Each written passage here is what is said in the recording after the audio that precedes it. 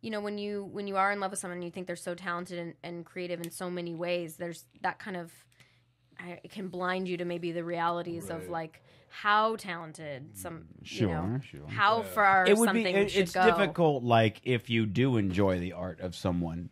Especially if it's your lover, right? Not so much your friends. It's a little easier with friends. You can be a little more honest. But if it's your lover and you're a fan of their art, and they just one day crank out shit, and you got to be like, listen, this particular thing was not nearly as good as what you usually produce, and it's that thing where that can create a fight. Do you think you're more honest with your friends than the people you're sleeping with, or like your relationships?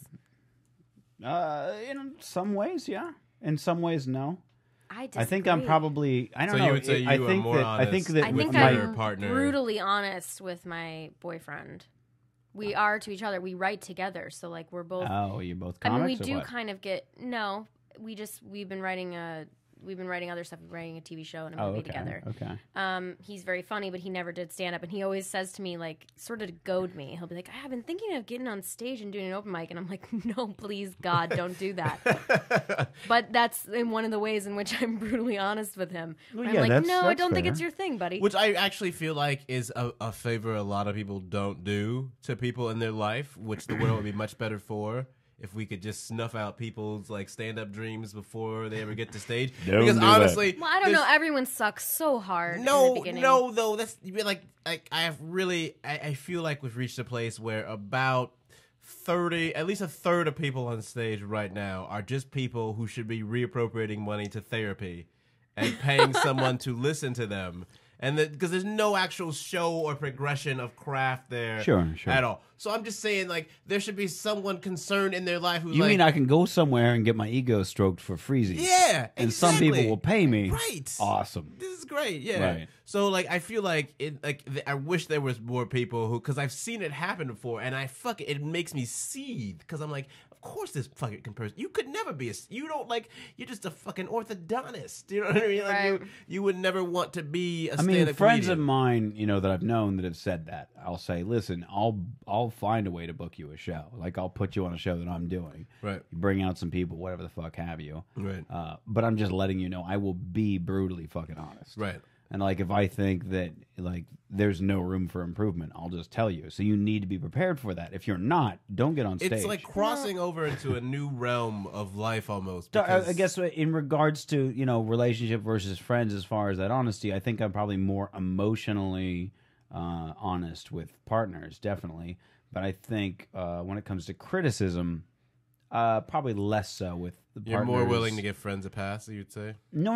I'm No, less willing. He's I'm more willing to of give his you a friends. partner. because it's that thing of like if I'm critical towards a friend and I'm just being helpful and whatever have you, I don't have to wake up next to them, or you know what I mean. There's not going to be an awkward moment where we're just watching a TV show and they go, "Well, you laughed at that. Why not my joke?" or whatever it is.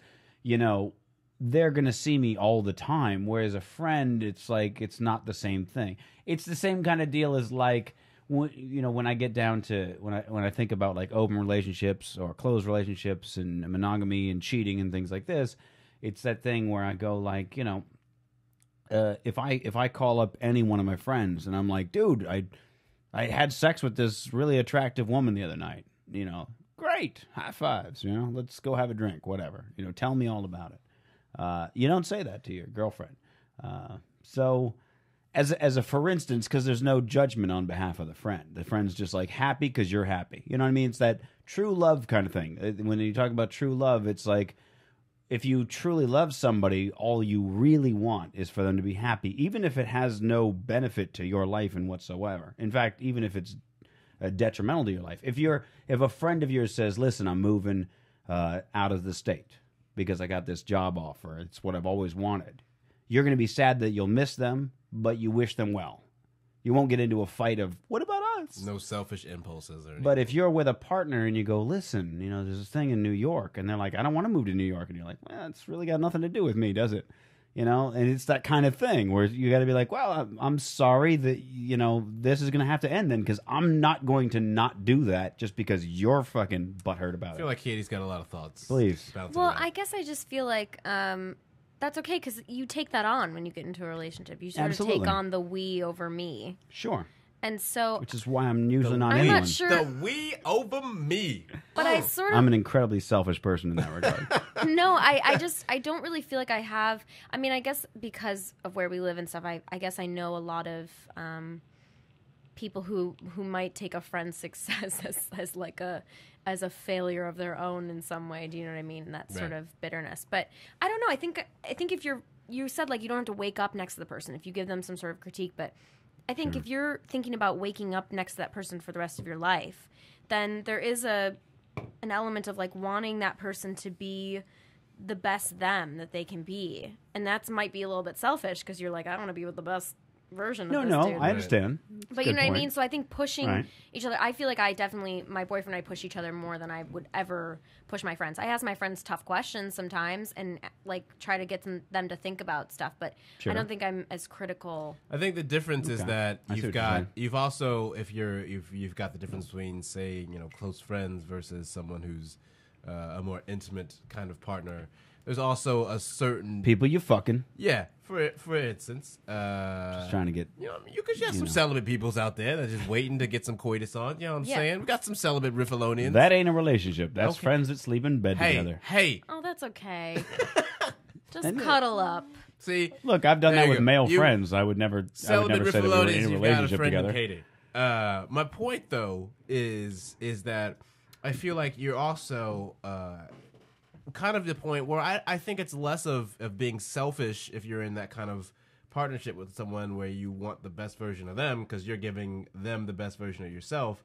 It's almost in your own self-interest. If you're like, listen, I'm going to make this level of a long-term commitment, and I'm saying you're going to get this kind of, commitment from me in terms of what I'm bringing to the table, then I'm going to at least expect this of you. Otherwise, why am I partnering up? Well, I will think grant you the that thing as is- as a for instance, I don't mean to cut you off, but as a for instance, in regards to the relationship wherein I discovered that she thought I talked about sex too much, or I don't know, maybe she never liked my comedy, maybe she was just pissed that day and wanted to make something that will sting. I have no Right. idea.